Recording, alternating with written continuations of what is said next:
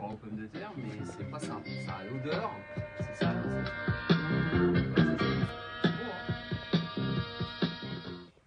Cher rêve de gosse, c'est donc toi. Ça tourne. Ça tourne. Action. En tout cas, bienvenue ici. Donc, vous êtes 18 rue Picardie. Donc, on est chez Sadetian, grande famille de tailleurs devant l'Éternel. Le grand-père est arrivé en 1926. Il était retourneur de vêtements. C'est-à-dire qu'à l'époque, vu la qualité des tissus, quand ils étaient usés, on retournait le tissu pour les faire durer plus longtemps. C'était d'abord des vêtements qui coûtaient très cher, hein, puisqu'on les faisait faire souvent sur mesure, hein, ou par des couturiers. Donc on les faisait vivre le plus longtemps possible. Le col, une manche, un coude, etc. C'est un peu le contraire de ce qui se passe aujourd'hui, où en fait on use, on jette. Je recouds même mes chaussettes. J'aime bien le vêtement populaire, donc je fais exprès de faire des réparations visibles. Ah oui. Je veux surtout que ça se voit. Ah oui, là, c'est une veste qui était. C'est chouette. Ouais, ça, c'est une veste qui est trop grande. Donc je la porte en croisée. J'ai mis un petit bouton de l'autre côté pour créer cette illusion d'optique du croisé. Mais en fait, c'est une couture droite. Ouais. Exactement. Mais tu vois, la stature des costards des années 50 sont des costards de catcheurs. Pendant la guerre, pénurie de tissu, coupe étroite, etc. Après-guerre, le tissu revient. On revient au drap cut. Et on élargit les épaules. Et Sadetian, d'ailleurs, il habillait Lino Ventura. Génial. Pour te dire, tu vois un peu le trapèze. Le catcheur. Voilà.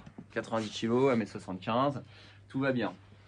Donc là, on est dans sa boutique.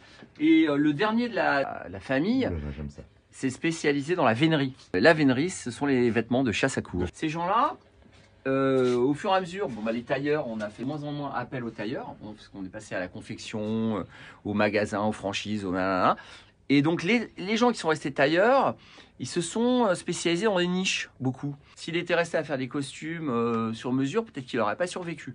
Donc en se mettant dans la vénerie, c'est-à-dire c'est notamment ces manteaux, alors je vous montre un peu le manteau. Dans la vénerie, ce sont des vêtements qui sont tout temps. C'est-à-dire que ces vêtements, quand tu es à cheval, tu dois pouvoir être sous la pluie toute la journée.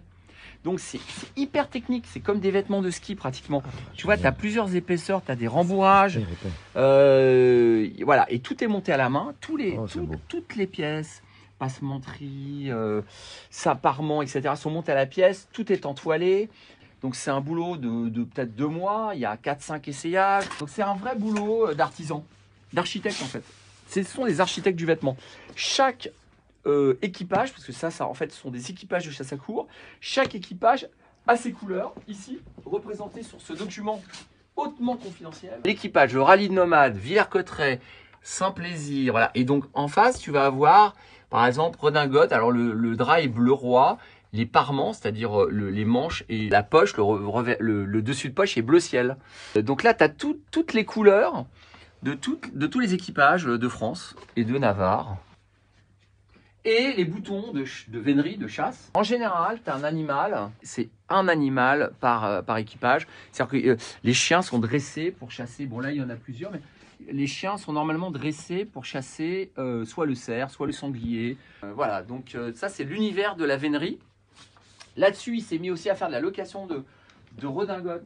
Donc ça, c'est des années 90. Smoking et redingote années 90. J'en profite au passage pour dire que je les brade à 30 €. Donc c'est incroyable. Quoi avec le pantalon. C'est du 100% laine. Mais il y a ma taille là-dedans. Il y a ta taille là-dedans. Alors, mais je veux tout de suite. ce qui est intéressant de voir aussi, c'est que bon, là, on est années 90. Voilà, pèse. Ok. Ah oui. Et maintenant, je te montre années 50. Voilà. Donc c'est pas du tout la même fabrication. Voilà, là c'est du thermocollage, là c'est de l'entoilage, c'est du satin, là c'est de la viscose à l'intérieur. Ça vaut combien celui des années 50? Je le vends 50 €. Alors, années 70, des belles pièces, ça. Quelques costards vraiment très sympas là. D'été, je les appelle les costards italiens. Bon, maintenant j'ai envie d'arrêter de filmer parce que je pense qu'on en a assez dit. Ouais. Les gens qui seront curieux viendront voir et moi j'ai envie d'essayer maintenant. Merci beaucoup pour La démonstration. Serviteur. Chérie, je vais rentrer dans un quart d'heure, 20 minutes, parce que j'étais, regarde, avec ce monsieur. Bonjour, je suis l'assissant de Son monsieur, charisme l'assistant m'a mode fait de rester. monsieur Ullmann. J'ai pris le temps de fouiller, d'essayer tous les À vos pantalons. ordres, mais ne me frappez pas, monsieur Ullmann. Je ne mérite pas la cravache, monsieur Ullmann. Comment faire autrement?